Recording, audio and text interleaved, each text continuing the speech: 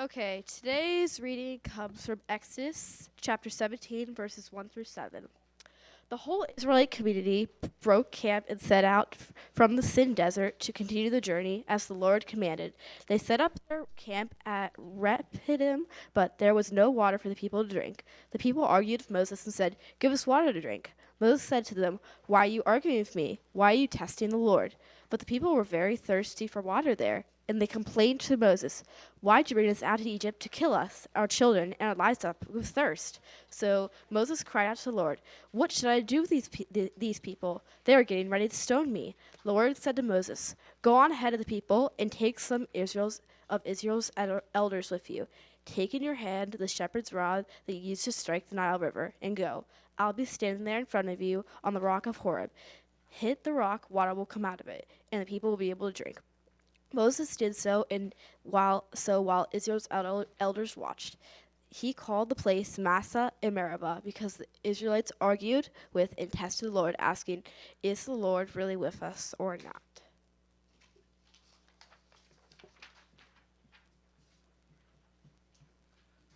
Thank you. I should have made a note to mention that when it says the desert of sin, that's not like a metaphor. That's just a name that is coincidental that our English word sin rolls up with that. It's just the name of the place. Okay, bud. Can you go? So, this particular story, this is a kind of fun and wacky story, but before we get to that fun and wacky story, I want to tell you another story that takes place a few books later in the book of Numbers, chapter 20, which I'm sure all of you have read and memorized by this point. Yeah. So we're 40 years after what just took place in this passage today. 40 years later, the Hebrew people have been wandering around the desert for 40 years. I mean, wandering is probably the wrong word. They're not like lost.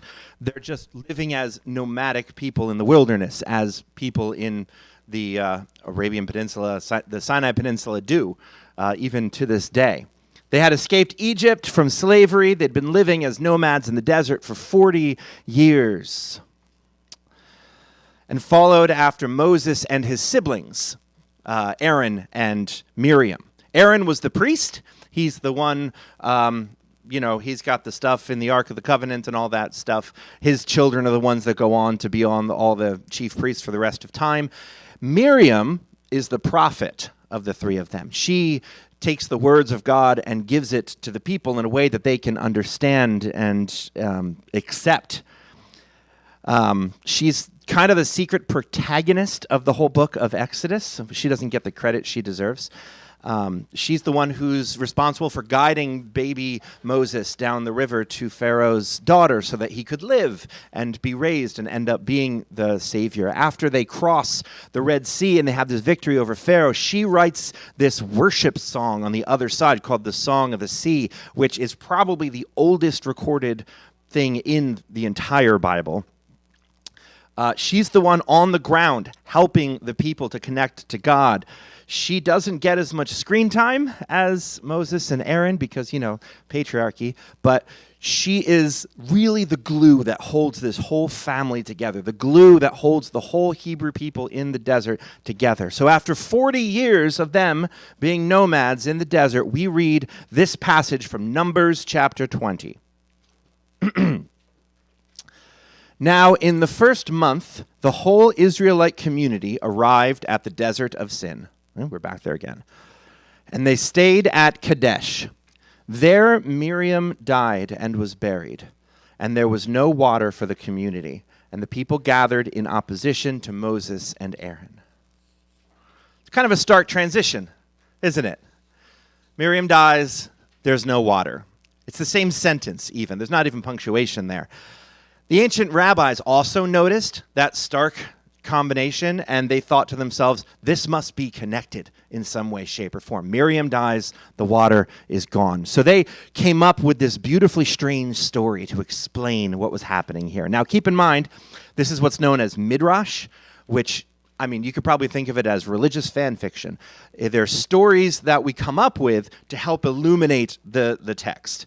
They're not meant to be taken literally. They are stories.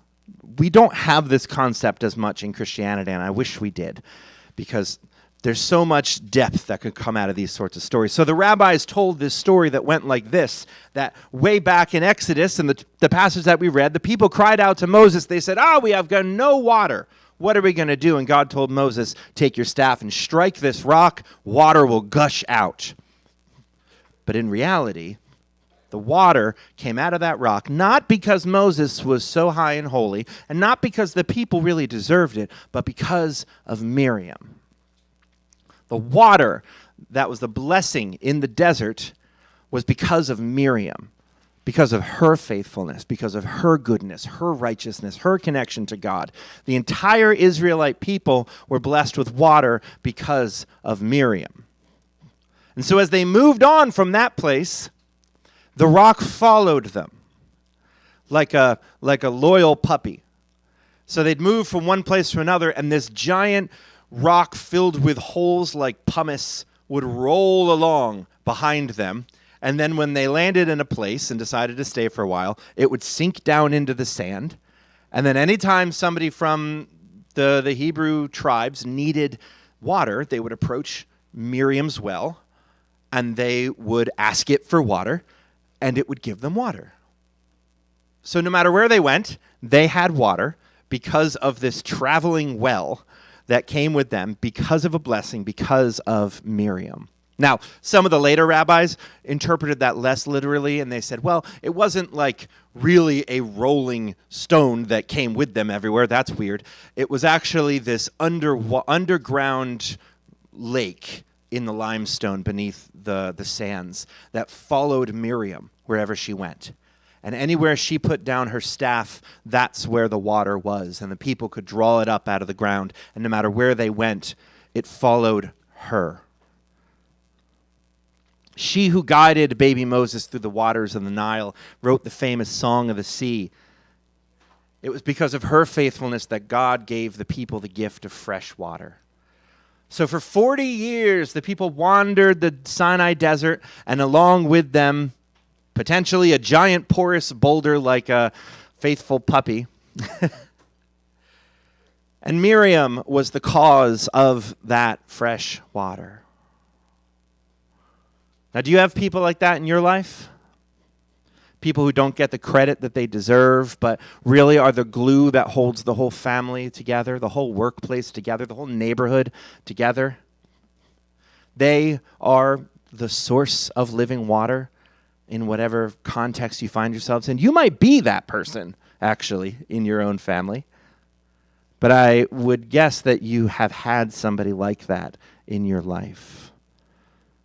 And the thing about these sorts of people is that no one realizes just how much they're holding everything together until they're not there to do it anymore. And whether that's emotionally or practically, just things get dry. We didn't realize that Miriam was the source of the water until Miriam was gone, and the water went with her. We all take for granted that mom is going to host Christmas again this year, or that grandpa knows how to fix my lawnmower when it dies, or that your spouse knows how to take care of your household taxes. This is actually kind of an energy-saving shortcut that your brains have evolved to do. We're a social species. We depend on each other. Humans don't do well on their own. And so in order to save space in this brain that we have, we treat each other like external hard drives, where I don't need to know how to cook because this person in my life knows how to cook, and I know as long as they're with me, then I don't need to learn how to do it, right? I don't need to learn all the passwords because this person in my life knows them all. You've got something like that in your life, right? But what happens when that person is gone? What happens when the well dries up? What do we do when we're stuck in the desert with no water? Well, the Hebrew people had not had to think about this for 40 years. Miriam had just become a staple in their lives, quietly providing everything that they needed. But then suddenly she was gone. And the people did what the people always do in times of grief, and they projected that grief onto Moses as anger. And they said, aren't you supposed to be leading us, Moses? 40 years of this stuff and you still can't figure it out? Go find water. And Moses, once again, 40 years later, goes to God and says, what am I going to do? What am I supposed to do? And God says to Moses, see that rock in the middle of the group of people? I want you to go to that rock and speak to it, and it will gush forth water. Go to that rock and speak to it. You notice something different about that? The last time God told him to do something to a rock, he told him to strike it with his staff. Sort of an act of power, don't you think? Break this with your big manly arms, and then water will come out for everyone. But we're not in the old normal anymore. Miriam is gone. Things are different. The whole community has changed. And so we have to approach our problems differently now.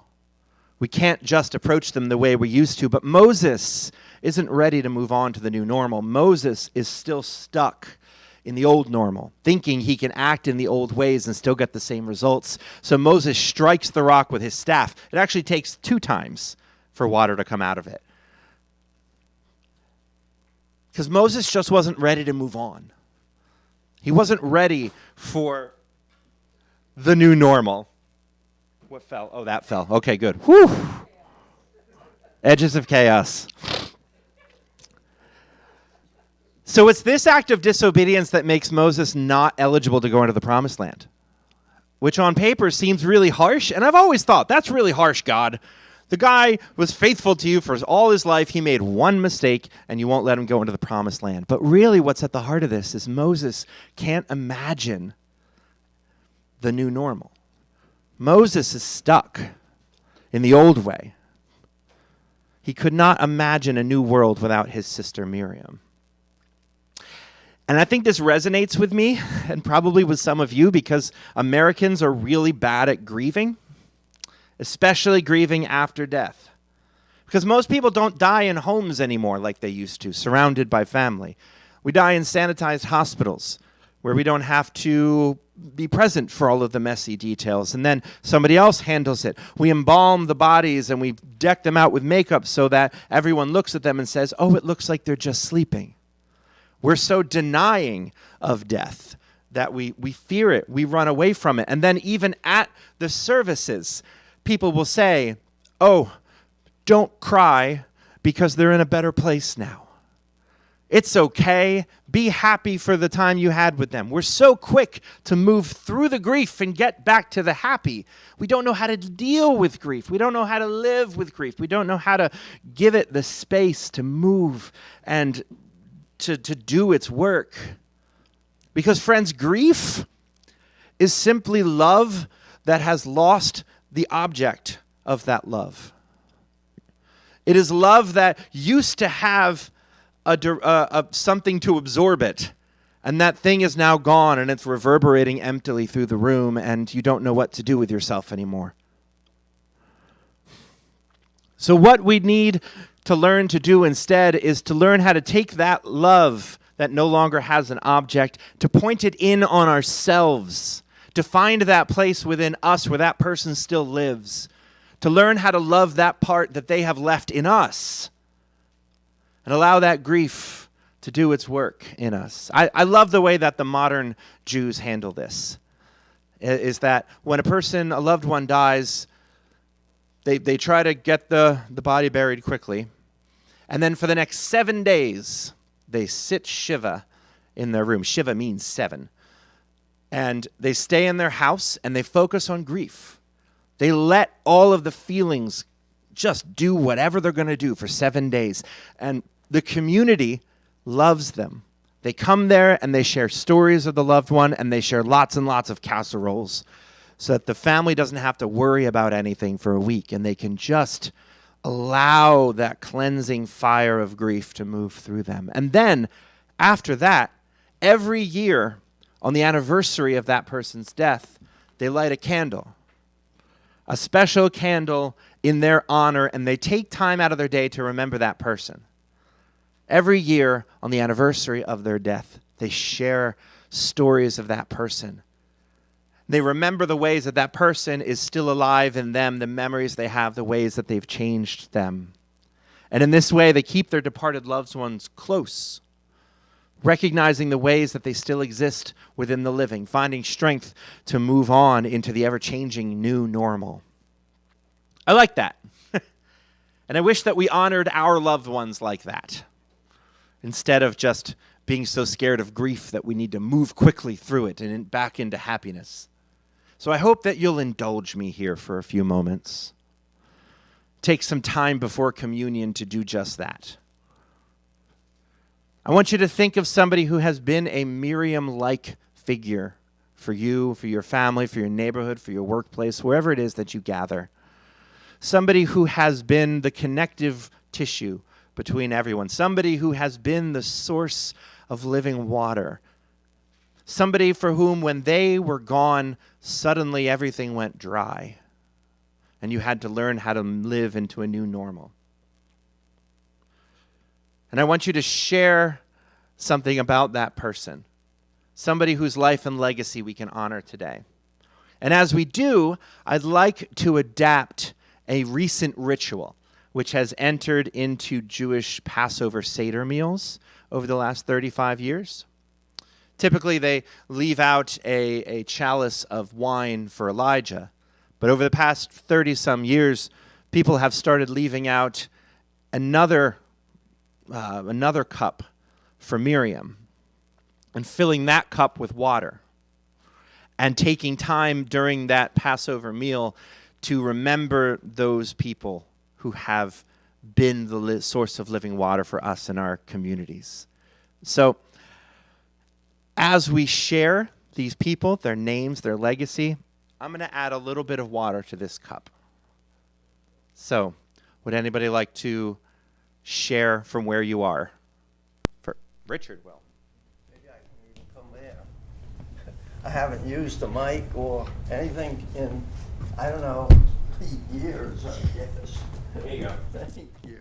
Yeah. Can you hear me? Yes. Okay. It's my brother Al, 6 years older than me, who passed away 3 years ago. And I must say he's been a big brother to me since practically the time I was born. My mother had my sister, or one of my two sisters, care for me until she got married and left the house when I was about six. From then on, my brother took over her responsibilities. He babysat. He then taught me how to weight lift, taught me how to fish, how to go crabbing, took me to see my Uncle Bob, the NYPD lake policeman, Prospect Park, where we would go fishing on one of the sister islands. A few years ago, well, I don't know how long you want this to be, huh? Not much longer. Okay, all right. Then a few years ago, I had a dream of my brother. And kind of before I woke up in the morning, and he appears to me in this dream, and he gives me this overwhelming hug of love that was phenomenal. I experienced a love from him that I never experienced from anyone else in my entire life. And a few days ago, once again, before I wake up, he appears to me in this dream again. Although he's put on a lot of weight since I saw him last, but he's hugging me over and over again, and it's just wonderful. Thank you. It's a beautiful dream.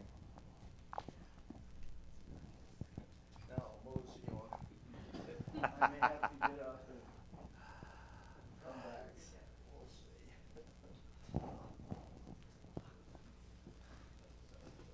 You can share from your seats if you'd like.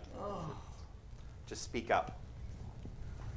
I don't necessarily have like a lot of words to share, but I would definitely love to just honor my mom who passed away 5 years ago.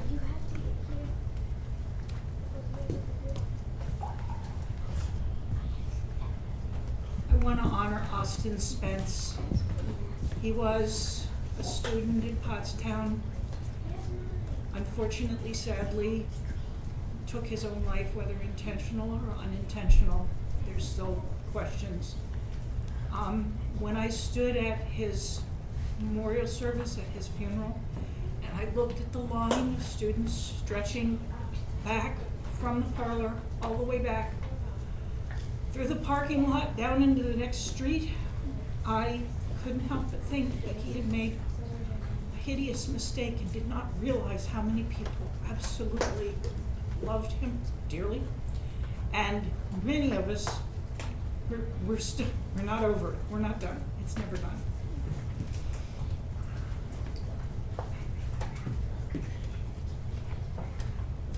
I'm gonna lift up my grandmother. She's the family matriarch. Made sure I went to church.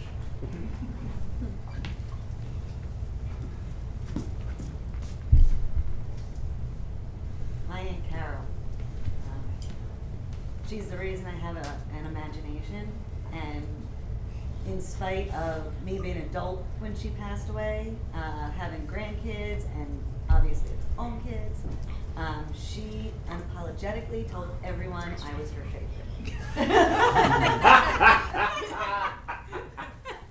So I miss her terribly.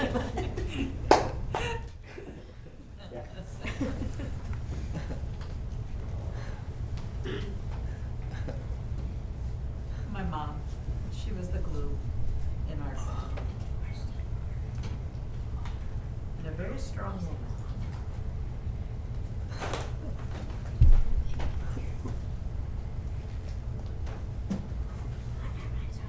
My mother, who raised 3 fiercely independent daughters, who taught us right from wrong, with my father, who taught us how to love everyone as a child of God, who fought with the electric company during World War II because they were going to shut off our electric, and she had a husband serving overseas, and how dare they do that? And so they did not turn off our electric. And she had just a fighting spirit, and I'm eternally grateful. I love that. I have to say one more. My great-grandmother who celebrated me being left-handed. Great-grandmother celebrated you being left-handed. We can rejoice in that.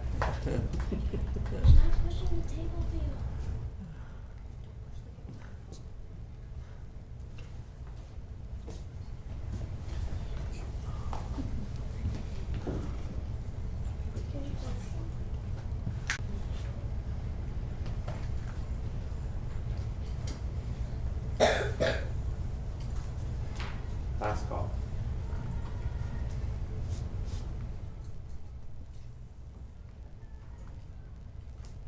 And I will pour one more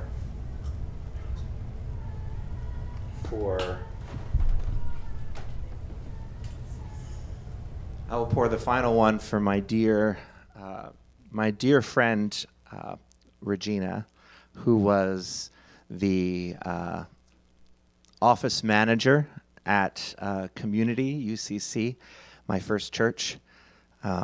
She She told the search committee not to hire me because she said, "You all are so dysfunctional, and you're going to take a kid right out of seminary, you're going to ruin him. He's going to quit the ministry because of you people." She was the sassiest person I've ever met. And so she took it on herself to protect me from every little bit of drama that would have unnecessarily found its way to my door, and took care of people and built a hedge of protection around me in my first couple of years. Showed me the way in Berks County because it is a different world out there. And she herself was an implant. It had come there years earlier. She was only in her 50s and had a rare genetic form of cancer that she had fought when she was a teenager, and that ultimately took her life far too soon, and completely changed the entire landscape of that church, of that office, of the day-to-day life. Just her personality not being there anymore. She told me one pastor today. So, can we pray together?